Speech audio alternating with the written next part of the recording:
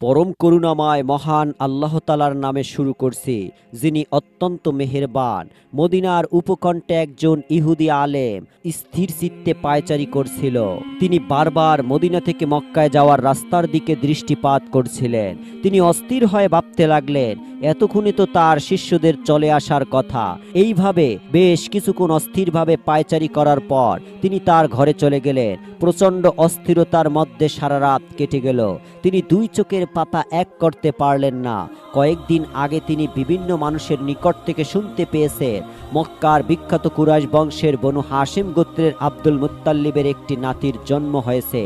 সদ্য জন্ম নেয়া এই শিশুটির মাঝে এমন অনেক লক্ষণ প্রকাশ পেয়েছে, যেই লক্ষণগুলো তাওরাতে বর্ণিত শেষ নবীর লক্ষণের সঙ্গে মিলে যায়। তাছাড়া এই ইহুদি আলেম প্রকৃতিতেও এমন অনেক লক্ষণ দেখতে পেয়েছিলেন, যা শেষ নবীর আগমনের বার্তা বহন করে। ইহুদি আলেম অস্থির হয়ে ভাবতে লাগলেন, তবে কি বনি ইসরায়েল সম্প্রদায় থেকে মহান আল্লাহ তাআলা নবুয়াত কেড়ে নিয়েছেন? এই সমস্ত ভাবতে ভাবতে সকাল হয়ে গেল। ইহুদি আলেম আবার ঘরের বাইরে চলে আসলেন। কিছুক্ষণ পরেই তিনি লক্ষ্য করলেন, অনেক দূরে একটি উটের কাফেলা মদিনার দিকে আগমন করেছে। বেশ কিছুক্ষণ তিনি অধীর চিত্তে সেই কাফেলার দিকে তাকিয়ে রইলেন। একটা সময় পরে তিনি বুঝতে পারলেন তার অপেক্ষার সময় শেষ হয়েছে। তিনি কাফেলার মানুষগুলোকে খুব ভালো করেই চেনেন। ইহুদি আলেম খুব দ্রুত নিজের উটটিকে নিয়ে সেই কাফেলার দিকে এগিয়ে গেলেন, কারণ এখানে দাঁড়িয়ে অপেক্ষা করার মতো ধৈর্য ছিল না। কাফেলার নিকটে গিয়ে তিনি বললেন, আমি আশা করছি তোমরা আমাকে কোনো খারাপ সংবাদ দেবে না। ইহুদি আলেমদের শিষ্যরা বলল, আমরা আপনার জন্য কোনো সুসংবাদ নিয়ে আসতে পারিনি। শিশুটিকে আমরা খুব ভালোভাবে পর্যবেক্ষণ করেছি এবং এই শিশুটির মাঝে শেষ নবী হওয়ার সমস্ত লক্ষণই প্রকাশ পাচ্ছে। শিষ্যদের এই কথায় ইহুদি আলেম কিছুক্ষণ হতবিহম্বল হয়ে দাঁড়িয়ে রইলেন। তার শিষ্যদেরকে তিনি নিজে তাওরাতের দীক্ষা দিয়েছিলেন, ওদের তো এত বড় ভুল হওয়ার কথা নয়। আবার এই দিকে বনি ইসরায়েল সম্প্রদায় ব্যতীত মহান আল্লাহ তাআলা নবী পাঠাবেন, এটাও সেই ইহুদি আলেম মানতে পারছিলেন না। অবশেষে সেই ইহুদি আলেম সিদ্ধান্ত নিলেন, তিনি নিজেই মক্কায় যাবেন এবং বনু হাশিম গোত্রের শিশুটিকে দেখবেন। ইহুদি আলেম মক্কায় পৌঁছাবার পর আব্দুল মুত্তালিবের নিকট আসলেন এবং আব্দুল মুত্তালিবকে বললেন, হে সম্মানিত ব্যক্তি, আমি আপনার নাতিকে একবার দেখতে চাই। নবী করিম সাল্লাল্লাহু আলাইহি ওয়াসাল্লামকে ওই ইহুদি আলেমদের সামনে নিয়ে আসা হলো। ইহুদি আলেমের দৃষ্টি যখন শিশু মুহাম্মদ সাল্লাল্লাহু আলাইহি সাল্লামের উপর পড়ল, তিনি আকস্মিকভাবে চিৎকার করে উঠলেন। তিনি বলতে লাগলেন, এই শিশুই মহান আল্লাহ তাআলার শেষ রাসূল এবং এই শিশুটির কারণেই বনী ইসরায়েল থেকে নবুয়তের ধারা শেষ হয়ে গেছে। তৎকালীন মক্কায় এমন অনেক মানুষ ছিল যারা মনে মনে আব্দুল মুত্তালিব এবং বনু হাশিম গোত্রকে হিংসা করত। তারা হঠাৎ করেই আবিষ্কার করল, আব্দুল্লাহর এতিম পুত্র মুহাম্মাদের জন্মের পর আব্দুল মুত্তালিবের বাড়িতে ইহুদি আলেম এবং খ্রিস্টান পাদ্রীরা আসছে এবং তারা কোনো না কোনো সুসংবাদ প্রদান করেছে বা ভবিষ্যৎবাণী করেছে। এই অবস্থা দেখে মক্কার কিছু মানুষের মনে হিংসার বৃদ্ধি পেয়ে গেল। তারা অবাক হয়ে ভাবতে লাগলো, মক্কার মাটিতে শত শত শিশু জন্মগ্রহণ করেছে, কিন্তু কাউকে তো এভাবে কখনো সম্মানিত করা হয়নি। মদিনার ইহুদি আলেম শিশু মুহাম্মদ সাল্লাল্লাহু আলাইহি সাল্লামকে দেখে চিৎকার করে ওঠেন। তিনি হতাশ কণ্ঠে বলেন, আমি এই শিশুকে চিনতে পেরেছি, আমি এই শিশুকে দেখার জন্যই মদিনা থেকে মক্কা এসেছি। আব্দুল মুত্তালিব ইব্রাহিম আলাইহিস সালামের ধর্মে অটল ছিলেন এবং তিনি অনেক গোপন বিষয় সম্পর্কে জানতেন। ইহুদি আলেমদের এই সমস্ত কথা শুনে আব্দুল মুত্তালিব নবী করিম সাল্লাল্লাহু আলাইহি সাল্লামকে খুব দ্রুত বাড়ির ভিতরে নিয়ে যান এবং নবী করিম সাল্লাল্লাহু আলাইহি সাল্লামকে লুকিয়ে রাখেন। এই ঘটনার পর নবী করিম সাল্লাল্লাহু আলাইহি ওয়াসাল্লামকে 4 দিন পর্যন্ত লুকিয়ে রাখা হয়েছিল। আরবে একজন বিদ্বান ও প্রসিদ্ধ ব্যক্তি ছিলেন, তার নাম ছিল সাদ ইবনে কাব। তিনি একদিন আব্দুল মুত্তালিবের নিকট আসেন এবং নবী করিম সাল্লাল্লাহু আলাইহি সাল্লামকে দেখতে চাইলেন। সাদ ইবনে কাব মক্কায় খুব সম্মানিত একজন ব্যক্তি ছিলেন এবং তিনি যদি মুহাম্মদ সাল্লাল্লাহু আলাইহি সাল্লামকে নিয়ে কোনো ভবিষ্যৎবাণী করেন, তাহলে মক্কার লোকদের হিংসা আরো বেড়ে যাবে। এই কারণে আব্দুল মুত্তালিব সাদ ইবনে কাবের অনুরোধ প্রত্যাখ্যান করেন এবং বলেন, আমাকে মার্জনা করুন, আমি আমার নাতিকে এই মুহূর্তে জনসম্মুখে আনতে পারবো না। আব্দুল মুত্তালিবের এই কথায় সাদ ইবনে কাব উদ্বিগ্ন হয়ে পড়লেন। তিনি বললেন, আমি আপনার নাতিকে একটি বারের জন্য দেখতে চাই। আমি আপনার নিকট প্রতিজ্ঞা করছি, এই সাক্ষাতের ব্যাপারটা আমি গোপন রাখব। সাদ ইবনে কাবের এই কাতর অনুরোধে হযরত আব্দুল মুত্তালিব বলেন, আপনি যেহেতু প্রতিজ্ঞা করছেন, তাই আমি আপনার মনের ইচ্ছা পূরণ করব। এরপর আব্দুল মুত্তালিব তাকে নিয়ে আমিনার ঘরে প্রবেশ করলেন। সাদ ইবনে কাব মুগ্ধ দৃষ্টিতে কিছুক্ষণ নবী করিম সাল্লাল্লাহু আলাইহি সাল্লামকে দেখলেন। এরপর তিনি নবী করিম সাল্লাল্লাহু আলাইহি সাল্লামের পায়ে চুম্বন করলেন। এরপর আব্দুল মুত্তালিবকে বললেন, আপনি সাক্ষী রইলেন, আমি এই শিশুটির উপর এখনই ঈমান এনেছি। এই শিশু যখন নবপ্রাপ্ত হবে তখন পর্যন্ত আমি বেঁচে থাকবো কিনা জানি না, কিন্তু আপনি আমার ঈমানের সাক্ষী রইলেন। আমি জানি এই শিশুই হবে মহান আল্লাহ তাআলার শেষ রাসূল। এই ঘটনাটি নবী করিম সাল্লাল্লাহু আলাইহি সাল্লামের জীবনের অন্যতম গুরুত্বপূর্ণ একটি ঘটনা।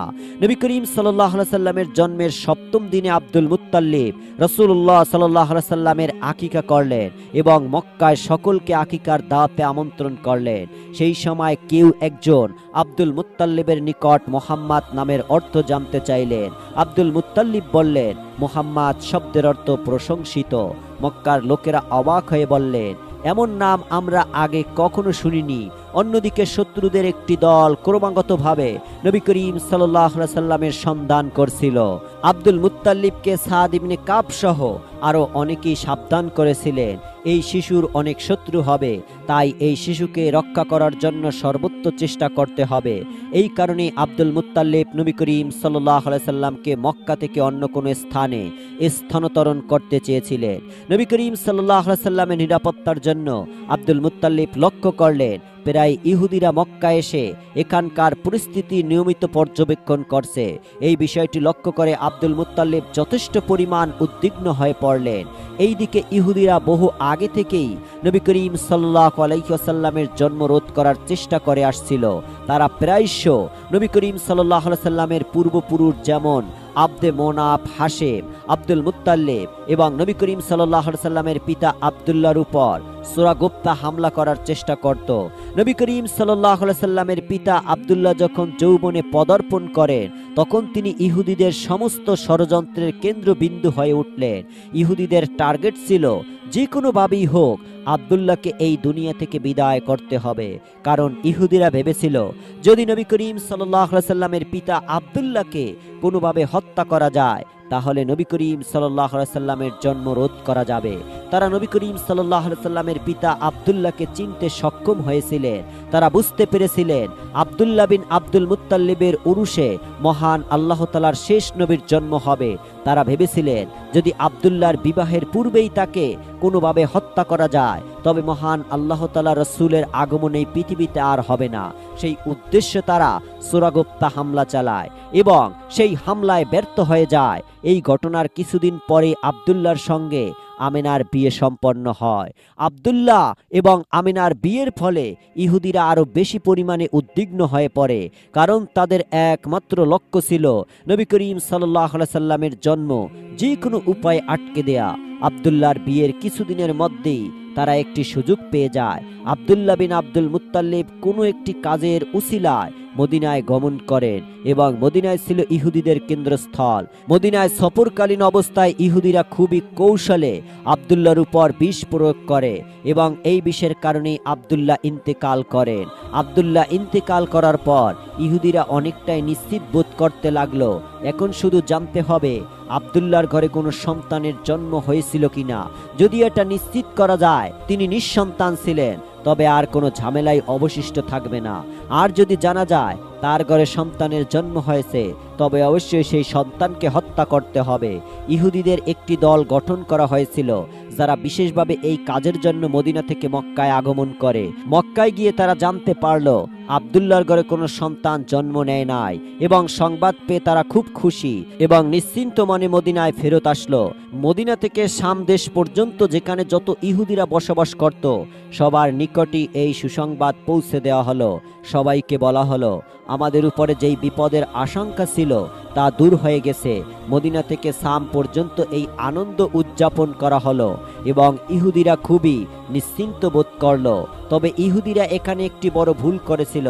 তারা একটু নিশ্চিত হয়েছিল যে আব্দুল্লাহর ঘরে কোনো সন্তানের জন্ম হয়নি, কিন্তু তারা এই বিষয়টি লক্ষ্য করেনি যে আব্দুল্লাহর স্ত্রী আমেনা গর্ভবতী ছিলেন। আব্দুল্লাহর স্ত্রী আমেনা যে গর্ভবতী হতে পারে এই বিষয়টি তাদের নজরে আসেনি। তারা নিশ্চিত হয়ে ঘরে ফিরে গেল। কিন্তু 570 খ্রিস্টাব্দে 12ই রবিউল আউয়াল দিনটিতে অদ্ভুত সব ঘটনা ঘটতে শুরু করলো।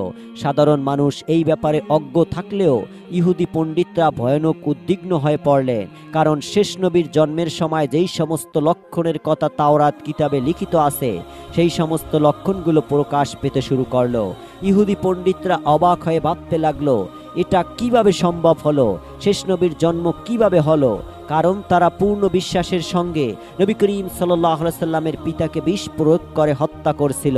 আব্দুল্লাহকে হত্যা করার পূর্বে তারা বেশ কয়েকবার আব্দুল্লাহকে পরীক্ষা করেছিল, এই কারণে যে তারা নিশ্চিত হয়েছিল এবং আব্দুল্লাহর ঘরেই শেষ নবীর আগমন হবে কিনা, এবং প্রতিটি পরীক্ষার ফলাফল এটাই বলছিল যে এই আব্দুল্লাহর ঘরেই শেষ নবীর আগমন ঘটবে।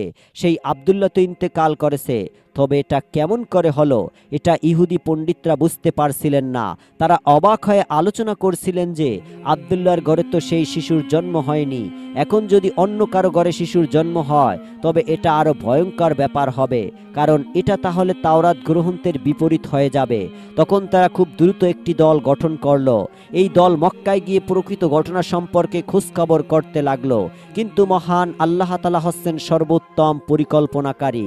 এই দলটি যখন মক্কায় পৌঁছালো তখন নবী করিম সাল্লাল্লাহু আলাইহি সাল্লামকে ইতিমধ্যেই হালিমা সাদিয়ার বাড়িতে স্থানান্তরণ করা হয়েছিল। এইভাবে ধীরে ধীরে নবী করিম সাল্লাল্লাহু আলাইহি সাল্লামের জন্মের 2 মাস অতিক্রান্ত হয়ে গেল। অন্যদিকে ইহুদিরা হন্যে হয়ে নবী করিম সাল্লাল্লাহু আলাইহি সাল্লামের সন্ধান করেছে, কিন্তু তাওরাত কিতাবে বর্ণিত লক্ষণযুক্ত কোনো শিশুকে তারা খুঁজে পাচ্ছেন না। আবার কারো নিকট সরাসরি জিজ্ঞাসাও করতে পারছেন না, কারণ মক্কায় এর আগেও তারা 2 বার ষড়যন্ত্র করেছে। একবার নবী করিম সাল্লাল্লাহু আলাইহি সাল্লামের পিতা আব্দুল্লাহর উপর হামলা চালিয়েছিল এবং এরপর নবী করিম সাল্লাল্লাহু আলাইহি সাল্লামের মাতা আমেনা সম্পর্কে খোঁজখবর করছিল। ফলে এখন মক্কার মানুষ অনেকটাই সতর্ক হয়ে গেছে। বিশেষ করে বনু হাশেম গোত্রের লোকেরা ইহুদিদের উপর নজর রাখতে শুরু করছিল। এই অবস্থায় ইহুদিরা কারো নিকট প্রশ্ন করতে পারছিল না, তারা কারো নিকট থেকে কোনো কিছু জানতে পারছে না। সেই জন্য মক্কায় প্রায় প্রতিটা ঘরে নজর রাখতে শুরু করলো। একটা সময় পর ব্যর্থ হয়ে এই দলটা মদিনায় ফেরত গেল। মদিনা থেকে আরো একটি দলকে পাঠানো হলো, সেই দল ব্যর্থ হলো এবং ফেরত গেল। এই দল এরপর আরো একটি দলকে পাঠানো হলো। এইভাবে ধারাবাহিক অনুসন্ধান করার পরেও রহস্যের লুল কিনারা করা যাচ্ছে না। কিন্তু যখন নবী করিম সাল্লাল্লাহু আলাইহি ওয়াসাল্লাম 6 বছর বয়সে স্থায়ীভাবে মক্কায় ফেরত আসলেন, সেই সময় ইহুদিদের একটি দল মক্কায় অবস্থান করছিল। নবী করিম সাল্লাল্লাহু আলাইহি ওয়াসাল্লামের বয়স যখন 7 বছর হলো তখন একদিন ইহুদিদের সেই দলটি নবী করিম সাল্লাল্লাহু আলাইহি ওয়াসাল্লামের সাক্ষাৎ পেয়ে যায়। তাদের দৃষ্টি এই বালকের উপর পড়তেই তারা বিস্ময়ে স্তব্ধ হয়ে যায়। এই বালকের হাঁটার ধরন, কথা বলার ভঙ্গি একদমই সেই রকম যেমনটা তাওরাত কিতাবে শেষ নবীর বৈশিষ্ট্য হিসাবে বর্ণিত হয়েছে। এই বালকের মাথার উপর একটি মেঘের খণ্ড ছায়াদান করছে। ইহুদি আলেমেরা আলোচনা করতে লাগলো, তাওরাত কিতাবের বর্ণনা অনুযায়ী এই বালকের বয়স এখন 7 বছর হওয়ার কথা। তারপর তারা আলোচনা করে এটা ঠিক করলো, যদিও এই বালকই শেষ নবী হয় তবে তাকে অবশ্যই এই দুনিয়া থেকে বিদায় করতে হবে। ইহুদিরা খোঁজ খবর করে জানতে পারলো এই শিশু আব্দুল মুত্তালিবের নাতি। এটা জানার পর তারা বুঝতে পারলো তাদের তথ্যে ভুল ছিল। এখন যেইভাবেই হোক তাদের এই ভুলকে সংশোধন করতে হবে। এবার 100% নিশ্চিত হতে হবে যে এই বালকই মহান আল্লাহ তাআলার শেষ নবী কিনা। তাওরাত কিতাবে মহান আল্লাহ তাআলার শেষ নবীর বিশেষ কিছু লক্ষণ লিপিবদ্ধ করা আছে। যেই ব্যক্তি মহান আল্লাহ তাআলার রাসূল হবেন, তিনি প্রথম নবী হন কিংবা শেষ নবী, তার মধ্যেও সেই বিশেষ লক্ষণ অবশ্যই থাকবে। যেমন সেই ব্যক্তি কখনোই হারাম খাবার খেতে পারবে না, খাওয়া তো দূরের কথা, হারাম খাবার ঠোঁটেও স্পর্শ করতে পারবে না। এমনকি সন্দেহজনক রিজিক যা নিশ্চিত নয় হারাম নাকি হালাল, সেই খাবারও রাসূল খেতে পারবে না। সুতরাং তারা একটি অদ্ভুত পরিকল্পনা করলো। মক্কায় একজন বিধবা মহিলা বাস করতেন, যার নাম ছিল জুবাইদা। জুবাইদার একটি ছোট মুরগির খামার ছিল। এই মহিলা মুরগির ডিম বিক্রি করে জীবিকা নির্বাহ করতেন। যেই মুরগি ডিম পাড়ার অযোগ্য হয়ে যেত তিনি সেই মুরগি জবাই করে বিক্রি করতেন। ইহুদিরা পরিকল্পনা করল তারা এমন একটি পরীক্ষা করবে যার মাধ্যমে তারা এই বালক সম্পর্কে সম্পূর্ণ নিশ্চিত হতে পারবে। সুতরাং রাতের বেলায় জুবাইদার বাড়ি থেকে তারা মুরগি চুরি করলো। মুরগিগুলোর মধ্যে কিছু মুরগি তারা চুরির নিয়াইতে চুরি করলো। চুরি করার কারণে মুরগির গোশত হারাম হয়ে গেল এবং কিছু মুরগি তারা এই নিয়াইতে চুরি করলো যে পরে এই মুরগির দাম তারা জুবাইদাকে দিয়ে দেবে। পরে দাম দেওয়ার নিয়াইতে যেই মুরগিগুলো নিয়েছিল সেইগুলো সন্দেহজনক রিজিকে পরিণত হলো। পরের দিন ইহুদিরা আব্দুল মুত্তালিবের সঙ্গে সাক্ষাৎ করতে গেল। তারা আব্দুল মুত্তালিবকে বলল, হে আব্দুল মুত্তালিব, আপনি আমাদের নিমন্ত্রণ গ্রহণ করুন। আব্দুল মুত্তালিব প্রথমে রাজি হতে চাইলেন না, কিন্তু ইহুদিরা এমন কাতরভাবে অনুরোধ করতে লাগলো যে তিনি আর না করতে পারলেন না।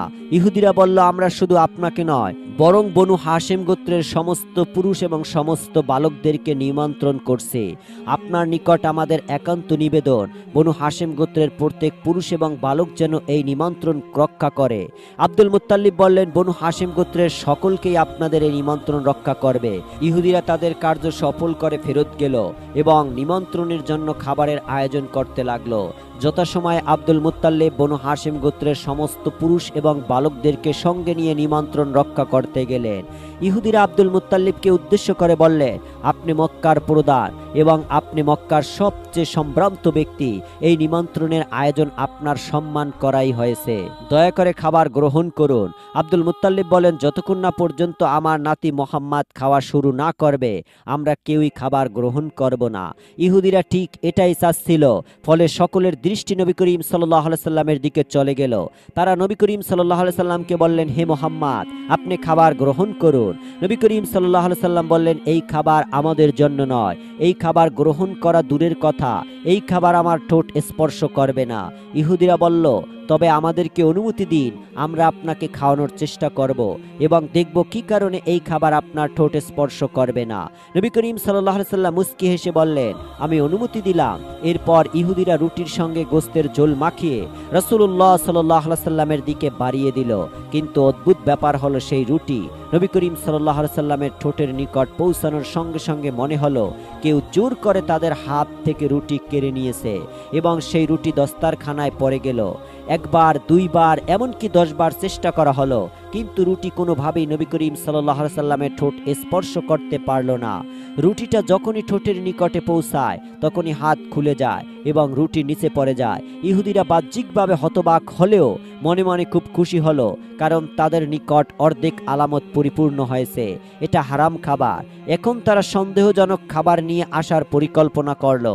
তারা নবী করিম সাল্লাল্লাহু আলাইহি সাল্লামকে বলল, যেহেতু কোনো একটা কারণে এই খাবার আপনি গ্রহণ করতে পারছেন না, তাই আমরা খাবার বদলে দিচ্ছি। এরপর নতুন খাবার নিয়ে আসা হলো। এরপর ইহুদিরা নবী করিম সাল্লাল্লাহু আলাইহি সাল্লামকে আবারও বলল, আপনি শুরু করুন। নবী করিম সাল্লাল্লাহু আলাইহি সাল্লাম সেই শান্ত ভঙ্গিতে উত্তর দিলেন। তিনি বললেন, এই খাবারটাও আমাদের জন্য নয়। ইহুদিরা বলল, তাহলে আমাদেরকে আবারও অনুমতি দিন, আমরা আপনাকে খাইয়ে দেব। নবী করিম সাল্লাল্লাহু আলাইহি সাল্লাম বললেন, অনুমতি দিলাম। এবারও তারা আগের বারের মতো চেষ্টা করতে লাগলো, কিন্তু কোনোভাবেই সেই খাবার নবী করিম সাল্লাল্লাহু আলাইহি সাল্লামের ঠোঁট পর্যন্ত পৌঁছাতে পারল না। ইহুদিরা আব্দুল মুত্তালিবকে বলল, আমরা তো আন্তরিকভাবেই আপনাদেরকে নিমন্ত্রণ করছিলাম, কিন্তু কি হচ্ছে, কেন হচ্ছে কিছুই বুঝতে পারছি না। এমন অদ্ভুত ব্যাপার আমরা পূর্বে কখনো দেখিনি। আব্দুল মুত্তালিব এবং নবী করিম সাল্লাল্লাহু আলাইহি সাল্লাম সমস্ত বিষয়টি আন্দাজ করতে পারলেন, কিন্তু মুখে কিছুই বললেন না। এই ঘটনার পরে বনু হাশেম গোত্রের সবাই বাড়িতে ফিরে এলো এবং অন্যদিকে ইহুদিরা পূর্ণ বিশ্বাসে নিশ্চিত হলো যে এই বালকই তাদের তাওরাতে বর্ণিত রাসূলুল্লাহ সাল্লাল্লাহু আলাইহি ওয়াসাল্লাম। এরপর থেকে ষড়যন্ত্রের নতুন একটি অধ্যায় শুরু হলো। আর অন্যদিকে হযরত আব্দুল মুত্তালিব সেই নিমন্ত্রণ থেকে ফিরেই নবী করিম সাল্লাল্লাহু আলাইহি সাল্লামের সুরক্ষার দিকে আরো বেশি করে মনোযোগী হলেন এবং তার সমস্ত পুত্রকে ডেকে বললেন, আমার নাতি মোহাম্মদকে নিয়ে এখন নতুন করে ষড়যন্ত্রের জাল বোনা হবে। তোমরা মোহাম্মদকে একা একা আর কোথাও যেতে দিবে না। এই ঘটনার আগে আব্দুল মুত্তালিব মাঝে মধ্যেই নবী করিম সাল্লাল্লাহু আলাইহি সাল্লামকে ভেড়া চরানোর জন্য বাহিরে পাঠাতেন, কিন্তু আজ থেকে এই আদেশ জারি করা হলো। আব্দুল মুত্তালিব কঠোরভাবে বললেন, সাবধান, আজকের পর থেকে আমার নাতি মোহাম্মদকে কেউ একা বাহিরে পাঠাবে না। এই ঘটনার 1 বছর পর যখন আব্দুল মুত্তালিবের ইন্তেকালের সময় ঘনিয়ে এলো, তখন তিনি তার সমস্ত পুত্রকে ডেকে বললেন, আমার অসুস্থতা দিন দিন বৃদ্ধি পাচ্ছে, আমি হয়তো খুব বেশি দিন এই দুনিয়াতে থাকবো না। আমার সম্পর্কে কিছু বলার নেই। আমার সমস্ত নসিহাত আমার নাতির জন্য, নিজের জীবন দিয়ে হলে মোহাম্মদের সুরক্ষা নিশ্চিত করবে। যাই হোক, ইহুদিদের সমস্ত ষড়যন্ত্রের মধ্যেও মহান আল্লাহ তাআলা রাসূলকে সুরক্ষা করেছেন। প্রিয় দর্শক, এবার চলুন আমরা নবী করিম সাল্লাল্লাহু আলাইহি সাল্লামের শৈশবের দিনগুলোতে ফিরে যাই। ইসলামের ইতিহাসে এই বিষয়ে কিছু মতভেদ রয়েছে। নবী করিম সাল্লাল্লাহু আলাইহি সাল্লামের জন্মের প্রথম দিকে তাকে দুধ পান করিয়েছিলেন, এই বিষয়টা নিয়ে আলেমদের মধ্যে মতপার্থক্য রয়েছে। একটি বর্ণনায় পাওয়া যায়, জন্মের পর প্রথম 8 দিন পর্যন্ত নবী করিম সাল্লাল্লাহু আলাইহি সাল্লামকে দুধ পান করিয়েছিলেন সুবিয়া। এই সুবিয়া ছিলেন নবী করিম সাল্লাল্লাহু আলাইহি সাল্লামের চাচা আবু লাহাবের কৃতদাসী। আবু লাহাব এই খুশিতে সুবিয়াকে আজাদ করে দিয়েছিলেন, কারণ তার কৃতদাসী তার ভাতিজাকে দুধ পান করিয়েছিলেন। আবু লাহাব কিন্তু প্রথম দিকে রাসূলুল্লাহ সাল্লাল্লাহু আলাইহি সাল্লামের বিরুদ্ধে ছিলেন না, কারণ তিনি তখনও বিয়ে করেন নাই। পরবর্তী নবী করিম সাল্লাল্লাহু আলাইহি সাল্লামের বিরোধিতা করার অন্যতম কারণ ছিল তার স্ত্রী, যিনি বনু উমাইয়া গোত্রের ছিলেন। বিবাহের পর আবু লাহাব তার নিজের গোত্রকে ছেড়ে শ্বশুর বাড়িতে চলে যান। আরেকটি বর্ণনা অনুযায়ী নবী করিম সাল্লাল্লাহু আলাইহি সাল্লামের মাতা আমিনা নিজেই রাসূলুল্লাহ সাল্লাল্লাহু আলাইহি সাল্লামকে কিছুদিন দুধ পান করিয়েছিলেন। এরপর নবী করিম সাল্লাল্লাহু আলাইহি সাল্লামকে হযরত হালিমা সাদিয়ার তত্ত্বাবধানে দেওয়া হয়। হালিমা সাদিয়া নবী করিম সাল্লাল্লাহু আলাইহি সাল্লামকে আরবের তৎকালীন প্রথা অনুযায়ী 2 বছর পর্যন্ত দুধ পান করান। বর্ণনা এসেছে, যখন হালিমা সাদিয়া নবী করিম সাল্লাল্লাহু আলাইহি সাল্লামকে দুধ পান করাতেন, তখন তিনি ইব্রাহিম আলাইহিস সালামের ধর্মে বিশ্বাসী ছিলেন, এবং সেই সময় ইব্রাহিম আলাইহিস সালামের ধর্মই ছিল সত্য ধর্ম। সুতরাং এই ধর্মের বিশ্বাস রাখা মানেই ছিল মহান আল্লাহ তাআলার তাওহীদের উপর অটল থাকা। মহান আল্লাহ তাআলা তার অসীম কুদরতে তার রাসূলকে কোনো মুশরিক বা কাফেরের নিকট থেকে দুধ পান করাননি। নবী করিম সাল্লাল্লাহু আলাইহি ওয়াসাল্লামের জন্মের আগের বছর এই সমস্ত আরব এবং মক্কার মানুষের জন্য অত্যন্ত দুর্বিষহ একটি বছর ছিল। বৃষ্টি কম হওয়ার কারণে ফসল কম উৎপন্ন হচ্ছিল। মক্কার মানুষেরা যেমন কষ্টে ছিলেন, তেমনি মক্কার বাহিরের মানুষেরাও তেমনটাই কষ্ট পাচ্ছিল। কিন্তু যেই বছর নবী করিম সাল্লাল্লাহু আলাইহি সাল্লামের জন্ম হয়, মক্কা একেবারে সমৃদ্ধ হয়ে ওঠে। তবে মক্কার বাহিরে এলাকাগুলো তখনও খরার কবলে ছিল। এর ফলে আশপাশের বিভিন্ন গোত্রের মানুষজন জীবিকার জন্য মক্কায় আসতে শুরু করে। মক্কায় যখন প্রচুর পরিমাণে ফসল উৎপন্ন হচ্ছিল, অন্যদিকে মক্কায় একটি গুরুতর সমস্যা দেখা দিয়েছিল। সেই সময় মক্কায় একটি সংক্রামক ব্যাধি ছড়িয়ে পড়েছিল। বিশেষ করে শিশুরা খুব দ্রুত এই ব্যাধিতে আক্রান্ত হচ্ছিলেন। এক বাড়ি থেকে অন্য বাড়ি এবং সেখান থেকে আরো বাড়িতে এই ব্যাধি ছড়িয়ে পড়ছিল। নবী করিম সাল্লাল্লাহু আলাইহি সাল্লামের জন্মের পরই এই ব্যাধি খুব দ্রুত ছড়িয়ে পড়তে শুরু করে। মহান আল্লাহ তাআলা তার নবীকে সমস্ত বিপদ এবং কষ্ট থেকে রক্ষা করছিলেন। এই ঝামেলার মধ্যেও আরেকটি বড় ঝামেলা হচ্ছে, ইহুদি গুপ্তচররা নবী করিম সাল্লাল্লাহু আলাইহি সাল্লামকে পাগলের মতো খুঁজে বেড়াচ্ছিলেন। মহান আল্লাহ তাআলা আমাদের নবীকে সকল বিপদ থেকে রক্ষা করেছিলেন। তৎকালীন আরব সমাজে মক্কার আশেপাশের গ্রামের মহিলারা মক্কায় আসতেন এবং একজন একজন করে বাড়ির দরজায় গিয়ে বলতেন, যদি আপনার কোনো শিশু থাকে তবে আমাদেরকে দিন, আমরা তাকে দুধ পান করাবো, এবং এই কাজের বিনিময় যেই পারিশ্রমিক নির্ধারিত হতো তার ভিত্তিতে শিশুকে তাদের নিকট তুলে দেওয়া হতো। নবী করিম সাল্লাল্লাহু আলাইহি সাল্লামের জন্মের 8ম দিনে আব্দুল মুত্তালিব তার একজন দাসকে ডেকে বললেন, মক্কার বাজারে যাওয়া এবং যেখানে এই সমস্ত মহিলারা জমা হয় সেখানে গিয়ে খোঁজ করো, এমন কোনো মহিলা আছে কিনা যে আমার নাতিকে নিতে আগ্রহী। মক্কা থেকে বেশ কিছুটা দূরে বনু সাদ নামের একটি বর্ণগোত্র বাস করত এবং হালিমা সাদিয়া সেই গোত্রের একজন সদস্য ছিলেন। এই গোত্রের কারণেই তার নাম হালিমা সাদিয়া হয়েছে। হালিমা সাদিয়া বলেন, আমরা আমাদের প্রথা অনুযায়ী বছরে 2 বার মক্কায় যেতাম এবং সেখানে ধনী এবং সম্ভ্রান্ত মানুষের সন্তানদেরকে নিয়ে আসতাম। এই বছরও আমাদের যাওয়ার ব্যাপারে খুব তাড়াহুড়া ছিল, কারণ খাবারের কারণে আমরা খুব অর্থ সংকটে পড়ে গিয়েছিলাম। যদি আমরা মক্কার কোনো ধনী বা সম্ভ্রান্ত মানুষের সন্তানকে পাই তাহলে আমাদের অর্থনৈতিক সমস্যার সমাধান হয়ে যাবে। সুতরাং মক্কার উদ্দেশ্যে আমাদের কাফেলা বের হলো এবং আমাদের গোত্রের সবাই একই সঙ্গে ছিলাম। গোত্রের পুরুষ এবং মহিলারা সবাই একসঙ্গে যাচ্ছিলাম। হালিমা সাদিয়া বলেন, আমি এই সফরে খুব হতাশাগ্রস্ত ছিলাম, কারণ যেই উটে আমি সওয়ার হয়েছিলাম সেই উট অসুস্থ ছিল। অসুস্থতার কারণে উটটি ঠিকভাবে চলতে পারছিল না। আমাকে বহনকারী উটির গতি খুবই কম ছিল। এই কারণে গোত্রের লোকেরা আমার উপর খুব বিরক্ত ছিল। লোকদের বিরক্তি আমার জন্য খুব লজ্জার কারণ হয়ে দাঁড়ালো। শুধুমাত্র আমার ধীর গতির কারণে সমস্ত গোত্রকে ধীরে ধীরে চলতে হচ্ছিল। যদিও তারা প্রকাশ্যে আমার উপর বিরক্তি প্রকাশ করছিল না, কিন্তু তাদের আচরণ এবং চেহারা দেখে বিরক্তি ব্যাপারটা স্পষ্ট বুঝতে পারছিলাম। আমি আরও একটু সমস্যার মধ্যে ছিলাম। খরার কারণে আমার নিকট কোনো খাবার ছিল না। আমাকে বহনকারী উটটি অসুস্থ থাকার কারণে তার নিকট থেকে দুধ সংগ্রহ করতে পারছিলাম না। খাবারের অভাবে আমাদের পরিবারের সবাই বেশিরভাগ সময় ক্ষুধার্ত থাকতাম। পরিস্থিতিটা এমন নিষ্ঠুর ছিল যে কারো নিকট থেকে সাহায্য পাচ্ছিলাম না। এইভাবে দীর্ঘদিন অনাহারে থাকার কারণে আমার বুকের দুধ শুকিয়ে আসছিল। আমার নিজের সন্তানটিকেও পেট ভরে দুধ খাওয়াতে পারতাম না। যাই হোক, আমরা ধীরে ধীরে মক্কায় প্রবেশ করলাম। মক্কায় প্রবেশ করার পর আমি আমার উট এবং নিজেকে নিয়ে চিন্তিত হয়ে পড়ছিলাম। আমি চিন্তিত ছিলাম এই কারণে যে যদি আমি কোনো শিশুকে কোলে নেই, তবে স্বাভাবিকভাবে প্রথমে যাচাই করা হবে যে ওই শিশুটিকে পেট ভরে খাওয়ানোর মতো সামর্থ্য আমার আছে কিনা। কিন্তু বর্তমানে আমার অবস্থা এতটাই নাজুক যে আমি নিজের সন্তানকেও ঠিকভাবে খাওয়াতে পারছিলাম না। এই সমস্ত কারণে আমি অত্যন্ত হতাশা ছিলাম, যার ফলে আমি আমার গোত্রের অন্য মহিলাদের সঙ্গে যেতে পারলাম না। আমি একা একা অনেক বাড়িতে গেলাম এবং বুঝতে পারলাম মক্কার যত ধনী মানুষ ছিল তাদের সন্তানদেরকে অন্য মহিলা নিয়ে গেছে। আমি অত্যন্ত উদ্বিগ্ন বোধ করলাম। হঠাৎ করেই আমার কানে একজন দাসের কণ্ঠস্বর ভেসে এলো। সেই দাস চিৎকার করে বলছিল, যদি কোনো মহিলা এখনো বাকি থাকেন তবে তিনি আব্দুল মুত্তালিবের নাতি মোহাম্মদকে গ্রহণ করতে পারেন। হালিমা সাদিয়া বুঝতে পারলেন মোহাম্মদ নিশ্চয়ই এতিম সন্তান হবে, কারণ ঘোষণায় বলা হচ্ছে আব্দুল মুত্তালিবের নাতি মোহাম্মদ। যদি এই শিশুর পিতা জীবিত থাকতো তবে ঘোষণা তার পিতার পক্ষ থেকে আসতো। আর যেহেতু এই শিশুর পিতা জীবিত নয়, সেহেতু আমরা এটা আশা করতে পারি না যে এই শিশুর দ্বারা আমাদের খুব একটা উপকার হবে, কারণ পিতার দ্বারা যেই অধিকার পাওয়া যায় দাদার মাধ্যমে সেটা পাওয়া সম্ভব নয়। হালিমা সাদিয়া বলেন, এই ঘোষণা শোনার পরেও আমি সেখানে যেতে চাইলাম না। আমি বরং চেষ্টা করছিলাম যদি সম্ভব হয় তবে অন্য কোনো পরিবার থেকে একটি শিশুকে গ্রহণ করব। কিন্তু আমি জানতে পারলাম আমি অনেকটাই দেরি করে ফেলেছি। ধনী পরিবারের সমস্ত শিশুকেই কেউ না কেউ গ্রহণ করে ফেলেছে, এমনকি কোনো গরিব পরিবারের শিশু এখন আর পাওয়া সম্ভব নয়।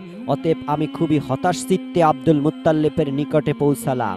আমি ভেবেছিলাম একেবারে খালি হাতে ফিরে যাওয়ার চেয়ে অন্তত এই শিশুটিকে একবার দেখে যায়। তাছাড়া আমি কোনো শিশু পাইনি, এটা আমার জন্য খুবই লজ্জাজনক। আব্দুল মুত্তালিব আমাকে জিজ্ঞাসা করলেন, আপনার নাম কি? আমি বললাম, আমার নাম হালিমাতুস সাদিয়া। আব্দুল মুত্তালিব পুনরায় প্রশ্ন করলেন, আপনি কি আমার নাতি মোহাম্মদকে গ্রহণ করতে চান? হালিমা সাদিয়া বললেন, আমি শিশুটিকে অন্তত একবার দেখতে চাই। আব্দুল মুত্তালিব হালিমা সাদিয়াকে রাসূলুল্লাহ সাল্লাল্লাহু আলাইহি সাল্লামের নিকট নিয়ে গেলেন। হালিমা সাদিয়া কিছুক্ষণ মুগ্ধ দৃষ্টিতে রাসূলুল্লাহ সাল্লাল্লাহু আলাইহি সাল্লামের দিকে তাকিয়ে রইলেন। তারপর তিনি বললেন, আমি এখানে অনেক হতাশার চিত্তে এসেছিলাম, কারণ আমি কোনো শিশু পাচ্ছিলাম না। কাউকে না পেলে এটা আমার জন্য খুবই লজ্জার হবে, তাই এই শিশুটিকে নিতে এসেছিলাম। কিন্তু যখন আমি এই শিশুর মুখের দিকে তাকালাম, আমি এই শিশুটির প্রতি প্রচণ্ড ভালোবাসা অনুভব করতে লাগলাম। আমার মনে হতে লাগলো আমি যেন এই শিশুটির জন্য মক্কা এসেছি। হালিমাতুস সাদিয়া নবী করিম সাল্লাল্লাহু আলাইহি সাল্লামকে কোলে তুলে এবং তাকে নিয়ে বাইরে এলেন। এরপর যখন তিনি আব্দুল মুত্তালিবের নিকটে গেলেন, তখন আব্দুল মুত্তালিব বললেন, এই শিশুটির মধ্যে অনেক বরকত রয়েছে, আপনি আমাকে প্রতিশ্রুতি দিন আপনি সমস্ত বরকতের কথা গোপন রাখবেন। আপনি চাইলে আমি আপনাকে একটি গোপন বাড়ি দান করতে পারি। হালিমা সাদিয়া বলেন, আমার গোত্র এবং পরিবারকে ছেড়ে আমি কোথাও যাব না, তবে আমি আপনাকে প্রতিশ্রুতি দিচ্ছি আমি এই শিশুর নিরাপত্তা বিধান করব এবং সমস্ত বরকতের কথা গোপন রাখব। হালিমাতুস সাদিয়া নবী করিম সাল্লাল্লাহু আলাইহি সাল্লামকে সঙ্গে নিয়ে গেলেন এবং নিজের গোত্রের নিকট পৌঁছে গেলেন। হালিমাতুস সাদিয়া গোত্রের মানুষজন শুধুমাত্র তার জন্য অপেক্ষা করছিল।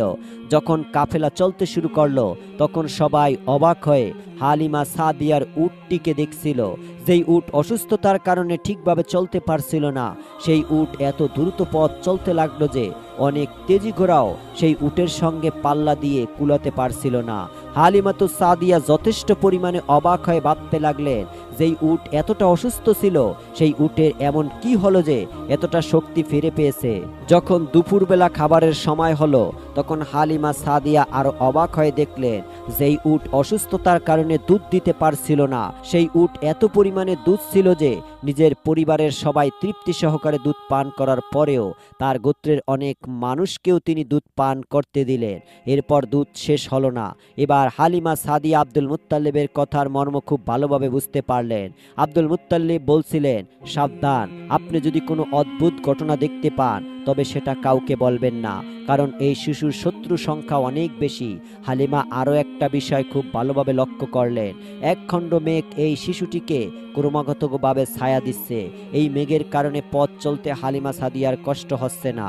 হালিমা সাদিয়া যখন রাসূলুল্লাহ সাল্লাল্লাহু আলাইহি সাল্লামকে প্রথমবার দেখছিলেন তখন তার প্রতি এতটাই ভালোবাসা জন্ম নিয়েছিল, তিনি সঙ্গে সঙ্গে সিদ্ধান্ত নিয়েছিলেন, যদি এরা আমাকে একটি পয়সাও দিতে না পারে তবুও আমি এই শিশুটিকে সঙ্গে নিয়ে যাব। আর এখন তিনি যেই সমস্ত ঘটনা দেখতে পাচ্ছিলেন তাতে তার ভালোবাসা আরও বৃদ্ধি পেতে লাগলো। কিন্তু হালিমা সাদিয়ার সামনে আরও একটি বড় সমস্যা ছিল, কারণ তার একটি স্তন সম্পূর্ণরূপে শুকিয়ে গিয়েছিল এবং অন্যটিতে দুধ এতই কম ছিল যে তিনি নিজের সন্তানকেও পেট ভরে খাওয়াতে পারছিলেন না। এখন তাকে এই শিশু মোহাম্মদকে খাওয়ানোর জন্য বিকল্প ব্যবস্থা করতে হবে। যখন দুধ খাওয়ানোর সময় হলো তখন তিনি তার বাম স্তন থেকে শিশু মোহাম্মদ সাল্লাল্লাহু আলাইহি সাল্লামকে দুধ পান করাতে চাইলেন, কিন্তু প্রিয় নবী মোহাম্মদ সাল্লাল্লাহু আলাইহি সাল্লাম মুখ ফিরিয়ে নিলেন এবং ডান দিকে ঝুঁকে পড়লেন। হালিমা সাদিয়া অনেক চেষ্টা করলেন, কিন্তু দেখলেন শিশু মোহাম্মদ কোনোভাবেই বাম দিক থেকে দুধ পান করছেন না। তখন হালিমা সাদিয়া বিরক্ত হয়ে রাসূলুল্লাহ সাল্লাল্লাহু আলাইহি সাল্লামকে উদ্দেশ্য করে বললেন, তুমি কেন এমনটা করছো? এখানে তো তোমার পেট ভরার মতো কিছুই নেই। তবে তিনি বিস্ময়ে হতবাক হয়ে গেলেন যখন দেখতে পেলেন শিশু মোহাম্মদ সাল্লাল্লাহু আলাইহি সাল্লাম ডান দিক থেকে দুধ পান করতে শুরু করছেন এবং সেখান থেকে ঝর্ণাধারার মতো দুধ বের হতে শুরু করছে। হালিমা সাদিয়া আরো অবাক হয়ে দেখলেন তার বাম পাশও দুধে পরিপূর্ণ হয়ে গেছে। তার যেই সন্তান এতদিন দুধের অভাবে ক্ষুধার্ত থাকত সেও আজ পেট ভর্তি করে দুধ পান করছে। যাত্রা শেষ করে হালিমা সাদিয়া নিজের ঘরে পৌঁছে গেলেন। বাড়িতে আসার পর আরো অদ্ভুত সব ঘটনা ঘটতে লাগলো, যা দেখে হালিমা সাদিয়া আরো অবাক হয়ে যাচ্ছিলেন। তিনি ভাবতে লাগলেন, যখন আমি কাউকে পাচ্ছিলাম না তখন খুব হতাশ হয়ে এই শিশুটিকে দেখতে গিয়েছিলাম, অথচ এই শিশুটিকে আজ আমার জন্য কতটা মূল্যবান। হঠাৎ করে তার বুকটা হাহাকার করে উঠল।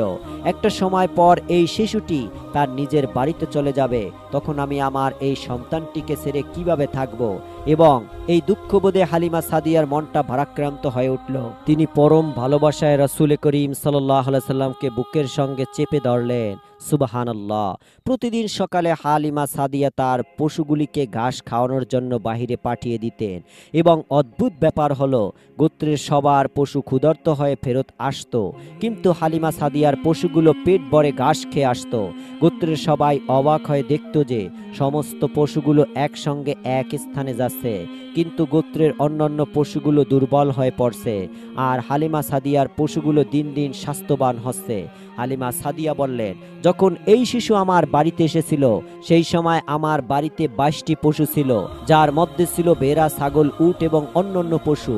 এবং 5 বছর পর যখন এই শিশু আমার বাড়ি ছেড়ে চলে গেল তখন আমাদের পশুর সংখ্যা 1000 বৃদ্ধি হয়ে গিয়েছিল। যখন নবী করিম সাল্লাল্লাহু আলাইহি সাল্লাম হালিমা সাদিয়ার বাড়িতে ছিলেন তখন হালিমা সাদিয়া এবং তার গোত্র অনেক লাভবান হয়েছিলেন। বিবি হালিমা বলেন, এই শিশুর জন্য আমাকে কখনো কিছু করতে হয়নি। যখন আমি মনে করতাম যে তার চুল কাটানো দরকার তখন আমি দেখতে পেতাম তার চুল কাটা হয়ে গেছে। যখন আমি ভাবতাম তাকে গোসল করানো প্রয়োজন তখন দেখতাম কোনো অলৌকিক উপায়ে তার গোসল হয়ে গেছে। যখনই মনে করতাম তার পোশাক পরিবর্তন করা দরকার আমি দেখতে পেতাম তার পোশাক পরিবর্তন করা হয়ে গেছে। আমি অবাক হয়ে ভাবতাম এই সমস্ত কাজ কে করেছে। বিবি হালিমা বলেন, একদিন আমি শিশু মোহাম্মদ সাল্লাল্লাহু আলাইহি সাল্লামকে নিয়ে আমার গোত্রের একটু শুকনো বৃক্ষের নিচে বসেছিলাম। আমি যখন শিশু মোহাম্মদকে নিয়ে ওই বৃক্ষের নিচে বসলাম তখন দেখলাম বৃক্ষটি আবার জীবিত হয়ে যাচ্ছে। মরা বৃক্ষের পাতা গজাতে শুরু করছে এবং তা সবুজ হয়ে উঠেছে এবং বৃক্ষটি ফলে পরিপূর্ণ হয়ে উঠল। আমি আমার গোত্রের যার বাড়িতে শিশু মোহাম্মদকে নিয়ে যেতাম তার যে কোনো বিপদ কেটে যেত। এমনকি আমার গোত্রের সবচেয়ে গরিব মহিলা, যার নাম ছিল উম্মুল মাসাকি, তিনি একবার আমার নিকট কিছু খাবারের জন্য এসেছিলেন। তখন হঠাৎ করে তার দৃষ্টি শিশু মুহাম্মাদের উপর পড়ে। তখন এই মহিলা শিশু মুহাম্মাদের কপালে একটু চুমে দিয়েছিলেন। এরপর খুব বেশি সময় অতিক্রান্ত হয়নি, উম্মুল মাসাকি আমাদের গোত্রের সবচেয়ে ধনী মহিলাদের একজন হিসাবে গণ্য হতে শুরু করলেন। এবং তিনি উপলব্ধি করতে পারছিলেন তার এই পরিবর্তনের পিছনে মূল কারণ। তাই তিনি প্রতিদিন সকাল ও সন্ধ্যায় আমার বাড়িতে আসতেন এবং শিশু মোহাম্মদকে আদর করতেন। এইভাবে আমাদের সমস্ত গোত্রের মধ্যে বরকত বৃদ্ধি পেতে লাগলো এবং গোত্রের সবাই নবী করিম সাল্লাল্লাহু আলাইহি সাল্লামের প্রতি অনুরক্ত হয়ে পড়ল। সুবহানাল্লাহ। সুপ্রিয় দর্শক মণ্ডলী, প্রতিদিন নতুন নতুন ভিডিও পেতে আমাদের চ্যানেলটি অবশ্যই সাবস্ক্রাইব করুন এবং পাশে থাকা বেল আইকনটি প্রেস করতে অবশ্যই ভুলবেন না। এবং সেই সাথে আপনার যে কোনো মতামত আমাদের জানাতে আমাদের ভিডিওতে অবশ্যই কমেন্ট করুন। আশা করি আপনারা সবাই ভালো থাকবেন, সুস্থ থাকবেন। আসসালামু আলাইকুম ওয়া রাহমাতুল্লাহি ওয়া বারাকাতুহু।